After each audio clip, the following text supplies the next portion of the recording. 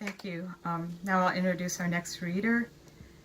Hani Khalil is an attorney, writer, and photographer currently enrolled in the Writer's Studio Master Class. His short fiction has appeared in Epiphany and Corium, and his theater criticism has been published in CultureBot, Baraza, Mufta, and Arab Stages. He resides in Park Slope, Brooklyn, and is a graduate of the University of Wisconsin-Madison and Rutgers Law School. Please welcome Hani.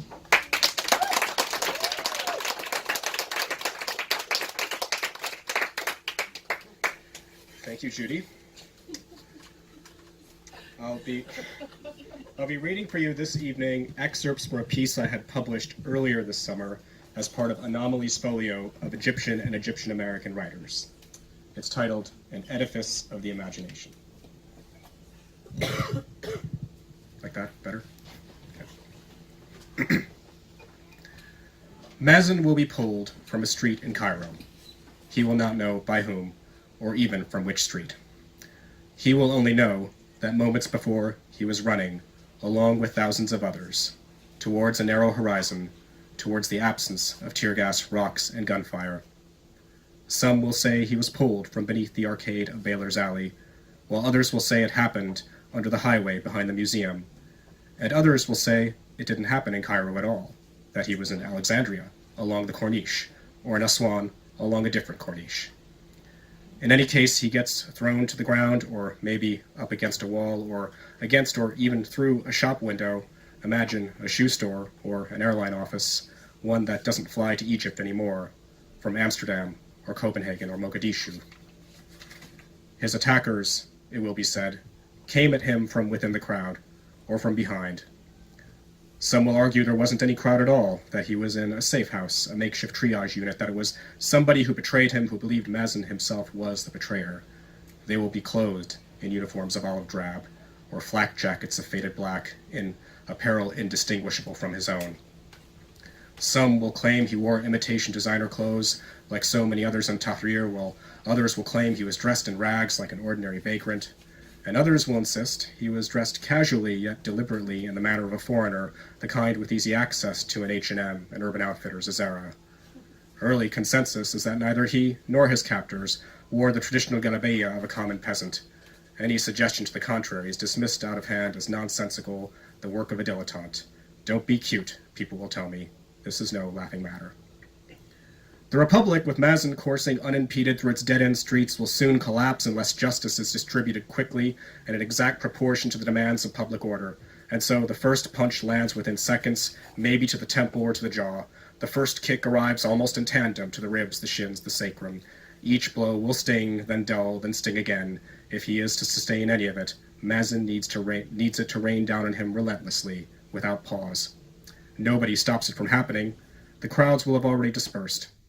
There might still be food vendors, t-shirt peddlers, night watchmen were this nighttime, standing sentry before closed-up shop windows, one of which might have been the window Mazen was thrown through, if he were thrown. His attackers will use all manner of invective available to them, son of a bitch, motherfucker, swine, everyday profanities, nothing idiomatic or especially interesting. The facts might one day reveal how one attacker aspired to be a sculptor as a young man, or how another attacker bears an encyclopedic knowledge of Diego Maradona's playing career, or how another attacker is the father of 2 young girls he hopes one day can leave Egypt, to Canada, the Gulf, marry a good man, and put all of this behind them. Each of them, no doubt, will be shown to be conflicted, imperfect, and easily undone in their own very ordinary ways, just like you or I. But while any man's absurdity is the only compelling truth he possesses, his basic animal cruelty can easily be assumed. There's simply no story to be told there. So Mazen's mind will wander to any number of places with each continuing blow, perhaps a mother he avoided, or a father he doesn't remember, children he never had, mistresses and infatuations he wished he'd pursued more vigorously, a song he had stuck in his head earlier that day, maybe Kulthum, maybe the Smiths. These notions will come to him in cinematic fade-outs of white, or in flickering vignettes of the subconscious, and there will be a video. Shaken, blurry, open to interpretation, taken from across the street, from a balcony above it, from around the corner from a satellite, each in seemingly different corners and under varying qualities of light, some in daytime, some night, all attesting breathlessly to the same event before scattering across space and time. The video will be posted, shared, reposted, reshared, create its own meanings, become its own self-reinforcing narrative, shifting from one audience to the next, resistance to some, vigilance to others. Other meanings will be attached to it over time, more than I'm able to personally recount, but it will be set to music each time. Sometimes Western, sometimes classical, sometimes folk, sometimes religious. Nobody actually sees Mazen's face up close, but I will be able to recognize him instantly. It will be his body that makes him famous, flinching and writhing, dulled, then inert, occasionally spasmodic, almost balletic. Instantly, he becomes a hero on Tahrir, or what's left of it, and he will be embraced by Marxists and Islamists alike, or what remains of either of them, by this point. The Marxists will claim he wore a keffiyeh, drank domestic whiskey, smoked Cleopatras vigorously and without revulsion. They will describe him as a leader, a teacher, a comrade, and a guide who read Fanon in the original French and performed the Internationale on his oud. They will claim he sported an eye patch, the result of buckshot taken to the face in the early days of the Revolution. For this, they will call him Sparrow or Barbossa, though no consensus forms over which Disney pirate he more faithfully embodies. The Islamists will insist he sported a beard and fasted every Friday. The precise length of his beard and the duration of his fasts will quickly become matters of intense debate among competing camps. The Salafists will describe his beard as long and untrimmed, wild even, a matter of inches, perhaps even red, the marker of divine blessing. Representatives of the Muslim Brotherhood will avoid any direct discussion of Mazen's beard, but will praise it off the record as a signifier of virtue, commitment, and dedication.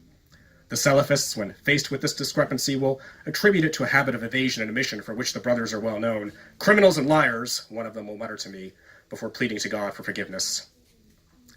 In the video, he will not be heard screaming, and it is instantly speculated that he must have been a deaf mute.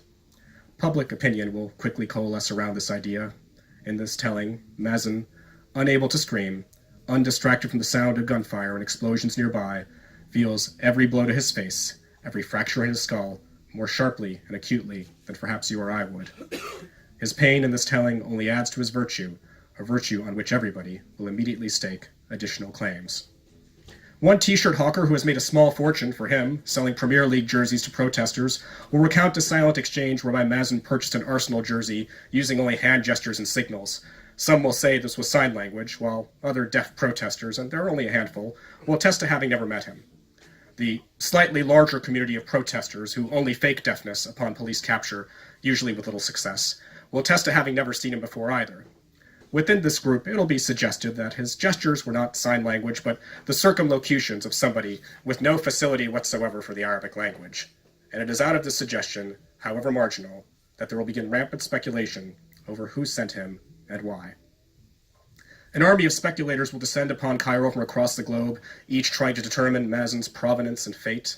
I will recognize them instantly by their stenopads and their tendency to congregate in odd places, under the overpass by the Hilton, in front of the open sewer fronting the other Hilton. Within the city, beyond the square, milling aimlessly from one awkward diagonal and radial axis to another, they will speak to nobody other than themselves. Soon, locational matters will break down along ethnic lines. The Russians will keep to around the Hilton, the Chinese to the other Hilton. Brazilians will stick to the Marriott in Zamalek. Americans will scope for a place downtown where they will quickly grow distracted and decide to stay. Under the overpass, a personable Russian will offer me a cigarette. I will politely decline, ask what interest Mazen is to him. He will laugh, take a long drag off his duty-free Gauloise, and wait for a traffic cop to escort me away. At the dinner table, an aunt will ask what I know about Mazen, but between mouthfuls of molcheya and rice, I will demur. She will go on to describe a vast conspiracy concocted in London, Washington, and Tel Aviv to divide Egypt into three, with Mazen at the very center of it. I will ask her in what capacity, and she will say, pick one. I will ask her for what purpose, and she will say, finish your rice. Another aunt, busy shelling okra, will call out from the kitchen that Mazen is an agent of the Qataris, but won't elaborate further. Television commentary will begin to conflate both views, angrily and breathlessly. Mazen's fate will soon become closely intertwined with whichever camp one identifies with most. For those who believe Mazen was a deaf mute, it will be assumed that he is bludgeoned by the police to within an inch of his life beneath the overpass by the Hilton. Within the deaf mute camp, who will come to be known as the neo-Surdists, views will diverge over what happens beyond this point. All will agree he lives out his days in a vegetative state at the prison hospital in Tura. One school of thought will hold that he is left to die of dehydration. Another will claim that he is accidentally given a lethal dosage of muscle relaxant by an overeager nurse desperate to make a name for herself, the latest in a series of copycat acts. For those who believe him an agent of the coteries, agentists, we will call them, Mazen will take refuge in the U.S. Embassy and never leave it. For those who believe him an agent of Mossad, he will come and go from the embassy as he pleases, even spend his winters in Dahab. For those who believe he is CIA, he will only leave the embassy once every afternoon to get his macaron and hot chocolate at the Four Seasons down the street. A waiter there will claim to see him on a semi-regular basis, will say he pays in euros, tips generously, purports to be Canadian whenever asked. This claim will soon be attributed to other waiters at other hotels, each establishment's concierge staff professing zero knowledge of the matter, but encouraging me to come back anytime. For those revolutionaries who believe Mazen their leader, he will remain at large, one day soon to return. The Marxists will say he's disappeared into the jungle, where he is organizing a guerrilla army of peasants and laborers to do final battle with the regime. That Egypt has no jungle to speak of, and little tree cover to offer, will figure very little in this telling. Islamists, now willing to concede that Mazen wasn't initially theirs to begin with, will claim he joined up with them in prison, that he recited the Shahada, permanently swore off liquor, sex, and drugs, and now follows the path of the righteous towards a world of eternal justice and virtue. Among the neo-Surdists and the brothers at Tura prison, there will be sometimes violent disagreement over whose cell block he occupies. A disinformation campaign will begin, claiming Mazen was swept up in one of the bathhouse raids, but nobody, for fear of outing themselves, will take responsibility for this assertion or how they became privy to it. Some will claim he was sentenced to death in absentia. Others will claim to have seen him in court, represented by Amal Clooney. Some will offer her representation as further proof of a Western conspiracy and will call for a permanent ban of her husband's films. A Cairo cinema showing Tomorrowland will be ransacked and torched. There will be no casualties, in part because the theater will be empty. All sides will agree it is the other's fault. Some critics will argue that Mazen's very existence is a hoax, that he was either deep cover, an informant, or the desperate illusion of some collective fever dream. One theory will hold that, having survived the attack, he has put through a Stockholm process similar to the Hearst kidnapping and has been helping the new regime pick off subversive elements in the government and society at large. Mazen, it is now argued, personally orchestrated the bathhouse raids and knows who killed Regheni if he didn't do it himself. He races to the scene of every church attack, every airplane bombing, weeps among the dismembered limbs and smoldering embers, and vows each time never to fail Egypt again. He bears every burden, absorbs every fault. He is chaos and order, protector and assailant, Christ if you require a Christ, Dajjal if you believe the world even worthy enough for evil. Each of these is just a theory, even if I've been susceptible to a few of them myself. How, after all, do you get to the truth of a story that no longer wants to be told, a story that by its very utterance impeaches the credibility of any who try to tell it? I wish I could tell you, I really do. But I can only offer that the Mazen of each of these tellings does not align with the one I have always known, a deeply troubled and ineffectual young man grasping desperately for meaning in his life, one who didn't die that night, if it were ever night, but who couldn't possibly have survived it either. I have held fast to the belief that, as the tear gas flew and the rocks rained down from the rooftops, Mazen not only escaped his captors, he actually killed them with his own bare hands. Then he ran. Towards where, I couldn't tell you. Towards what fate is really anyone's guess. Know only that if you were to see him, he wouldn't remember his own name. Know that if you were to tell him what happened, he wouldn't believe a word of what you just said. And though I still see him from time to time, he fades away on final impression. It happened recently, in fact, the last time I was leaving the country, though it is now already in dispute which gate and which location. Some have said the Alitalia Gate espresso machine, others have said mopping the floors in domestic arrival. But I gave him a good long look, although all now agree that our eyes did not meet. And though he turned away from me, I looked at him for as long as I needed to, so that one of us would always know that it happened, so that I would never have to take anyone else's word for it, not even his own. Thank you.